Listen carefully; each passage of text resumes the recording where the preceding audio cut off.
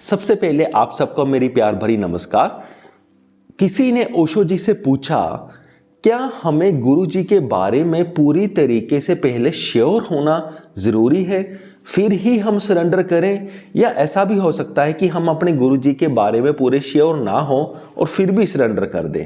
दोनों में से क्या सही है और क्या गलत है? ओशो जी कहते हैं कि अगर तुम ये पूछ रहे हो कि गुरु जी के बारे में श्योर होना पहले ज़रूरी है कि वो सही है फिर ही आप सरेंडर करोगे, तो ऐसा नहीं हो सकता। ओशो जी कहते हैं कि आप गुरु जी के बारे में, मास्टर के बारे में श्योर कभी हो ही नहीं सकते। आप श्योर कैसे हो पाओगे?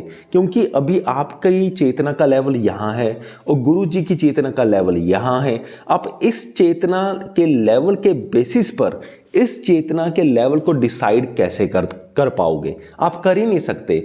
बहुत बार ऐसा होगा कि जो गुरु जी कह रहे होंगे वो आपको गलत लगेगा।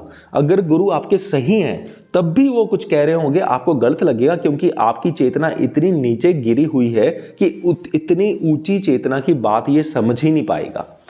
तो ये सारा फंडा है कि आप ये डिसाइड ही नहीं कर पाओगे, आप डिसाइड कर ही नहीं सकते कि वो सही है या गलत है। दूसरा पॉइंट ये है कि आपको गुरुजी के बारे में तो पता चल नहीं सकता, पर आपको अपने बारे में आपको देखना होगा कि आप पूरी तरह से सही सीकर हो या नहीं हो। कहीं ऐसा तो नहीं है कि आप झूठे झूठे सीकर हो, आप ऊपर ऊपर से सीकर बन रहे हो कि हाँ मुझे सत्य की तलाश है, पर एक्चुअल में आपको सत्य की तलाश है ही नहीं। आपको अपने अंदर झांककर देखना होगा, क्या आप एक्चुअल में सही में सत्य की तलाश कर रहे हो, सही में सीकर हो, ट्रुथ सीकर हो या नहीं हो। अगर नहीं हो तो आपको अपने आप को सही में ट्रुथ सीकर बनाना होगा। और तीसरा पॉइंट ये है कि ओशो जी कहते हैं कि अगर आप एक ऐसे सेंटली पर्सनैलिटी को अपने आप को सरेंडर करते हो, उसको सरेंडर करते हो, सपोज करो जैसे ओशो जी एग्जांपल देते हैं रमना महर्षि, जो कि बहुत ही सेंटली पर्सन थे, बहुत ही नाइस पर्सन थे। अगर आप उनको सरेंडर करते हो अपनी ज़िंदगी को, तब सरेंडर से, उनको अपनी ज़िंदगी डिवोट करने से, सरेंडर करने से कोई ज़्यादा फ़ायदा नहीं होगा, ऐसा ओशो जी कहते हैं। वो कहते हैं कि वो तो पहले ही सेंटली थे, इतने अच्छे इंसान थे कि उनको देखकर आपके माइंड में कोई और ऑप्शन आते ही नहीं कि आप सरेंडर के अलावा कुछ कर भी सकते हो। आप में सीधा यही आता है कि हाँ मुझे यहाँ पर सरेंडर करना चाहिए, तो आपके पास अभी चॉइस नहीं है। पर दूसरी ओर जैसे इंसान थे, गर्जीव थे, तो गुरजीव कहते हैं या गर्जीव कहते हैं, अगर वो इंसान थे, अगर उनके पास, आपको ऐसे मास्टर के पास आपको सरेंडर करना हो, तब आपको बहुत डिफिकल्ट लगेगा, क्योंकि उनका बिहेवियर ही इतना इरेशनल है कि आपके माइंड में चॉइस रहेगी, क्या ये सही है या गलत है, क्या मैं सरेंडर करूं या ना करूं। अगर उस वक्त आप सरेंडर करते हो, ओशो जी कहते हैं, तो इससे आपको रमना महर्षि के पास सरेंडर करने से ज़्यादा लाभ होगा, क्योंकि यहाँ पर आपके दिमाग में चॉइसेस आ रही थी। पर यहाँ इस केस में, गर्जीव के केस में, सवाल मास्टर का था ही नहीं। ऐसी पर्सनैलिटी गर्जीव की नहीं थी कि आप ये सोचो कि हाँ अब तो मुझे सरेंडर कर ही देना चाहिए, मेरे पास और कोई ऑप्शन ही नहीं है। गर्जीव के पास आपको ऐसा लगेगा कि मास्टर का तो कुछ कह ही नहीं सकते, ये सही भी हो सकता है, ये गलत भी हो सकता है। तो वहाँ आपका ध्यान जाता है सिर्फ अपने आप के ऊपर, क्या मैं सही हूँ, क्या मुझे सरेंडर करना चाहिए। यानी कि वो आपकी श्योरिटी को टेस्ट करता है, क्या आप सही में ट्रुथ सीकर हो। ये सही पॉइंट आ रहा है, अभी पहले थोड़ी सी मैं कहने में गड़बड़ी कर गया। क्या आप सही में ट्रुथ सीकर हो, क्या आप सही में सत्य की तलाश, सत्य को खोज रहे हो। फिर आपका ध्यान मास्टर की ओर नहीं जाएगा, अपने आप के ऊपर जाएगा।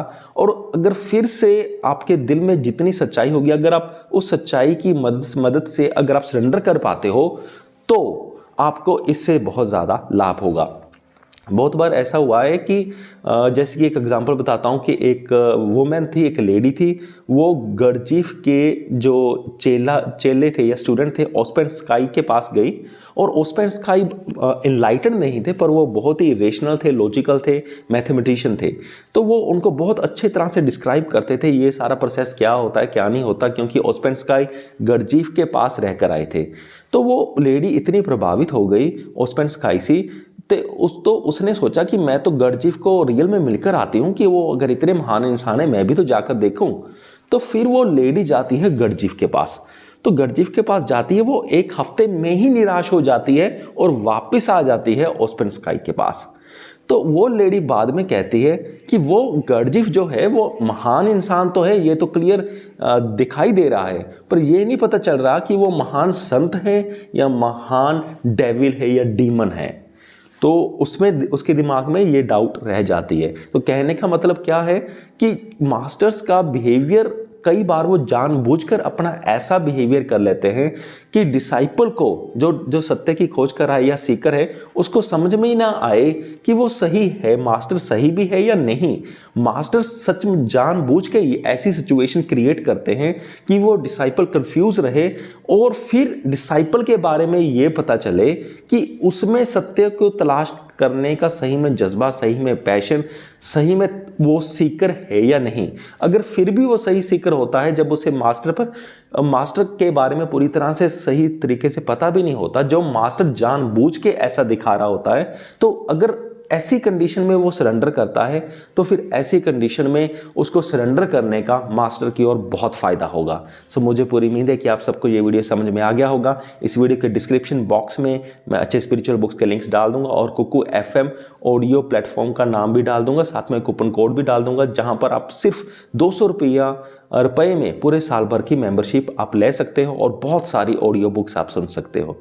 सो इस वीडियो को देखने के लिए आपका बहुत बहुत धन्यवाद।